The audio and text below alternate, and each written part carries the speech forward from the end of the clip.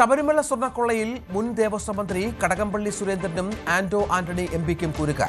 കൂടുതൽ ചിത്രങ്ങൾ പുറത്തുവന്നതോടെ ഒരു തവണ മാത്രമാണ് ഉണ്ണികൃഷ്ണൻ പോറ്റിയുടെ വീട്ടിൽ പോയതെന്ന കടകംപള്ളി സുരേന്ദ്രന്റെ വാദം പൊളിഞ്ഞു. അടൂർ പ്രകാശിന് പിന്നാലെ പോറ്റിയുമായുള്ള അടുപ്പം ചോദിച്ചറിയാൻ ആന്റോ ആന്റണിയെ SIT ഉടൻ വിളിച്ചുവരുത്തും.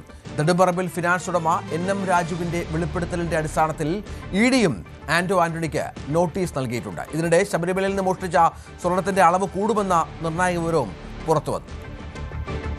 ഹൈക്കോടതിയുടെ നിരീക്ഷണത്തിലുള്ള പ്രത്യേക അന്വേഷണ സംഘത്തിന്റെ അന്വേഷണം, ശബരിമല സ്വർണ്ണക്കൊള്ളയുമായി ബന്ധപ്പെട്ട അന്വേഷണം മുന്നോട്ട് പോകുമ്പോൾ കൂടുതൽ രാഷ്ട്രീയ നേതാക്കളിലേക്ക് അന്വേഷണം എത്തുന്നൊരു കാഴ്ചയാണ് കഴിഞ്ഞ ദിവസങ്ങളിലും ഇപ്പോഴും പുറത്തേക്ക് വരുന്ന വിവരങ്ങളുടെ അടിസ്ഥാനത്തിൽ നോക്കിയാണ് മനസ്സിലാക്കാൻ കഴിയുന്നത്.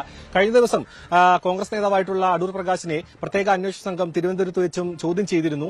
പിന്നീട് അദ്ദേഹത്തെ ഉച്ചയോടുകൂടി വിട്ടയക്കുകയായിരുന്നു.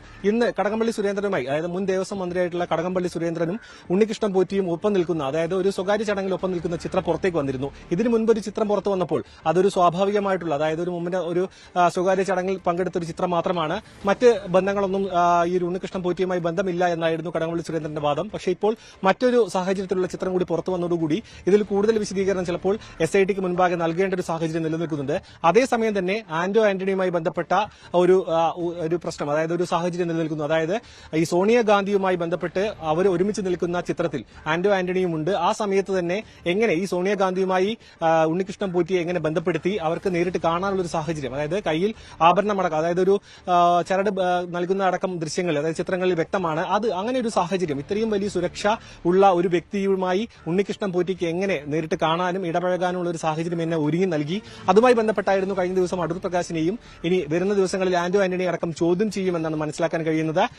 ഇതുമായി ബന്ധപ്പെട്ട്, അതായത് ഇതിനുശേഷം ഈ ഒരു പ്രത്യേക അന്വേഷണ സംഘത്തിന്റെ പരിധിയിലേക്ക് വന്ന നിക്ഷേപവുമായി ബന്ധപ്പെട്ട കാര്യത്തിൽ ആ ഒരു കേസിൽ ED ഈ ആന്റോയെ ചോദ്യം ചെയ്യുമെന്നാണ് മനസ്സിലാക്കാൻ കഴിയുന്നത്. ED കേസുമായി മുന്നോട്ട് പോകാനുള്ള സാധ്യതയുണ്ട്.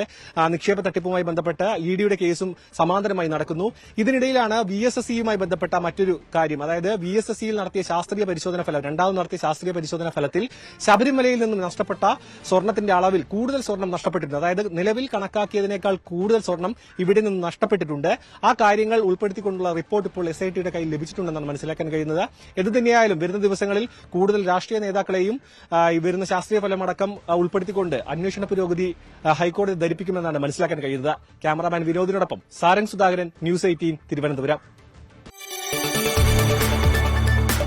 കൂടുതൽ വാർത്തകൾക്ക് News 18 Keralam YouTube channel subscribe ചെയ്യുക.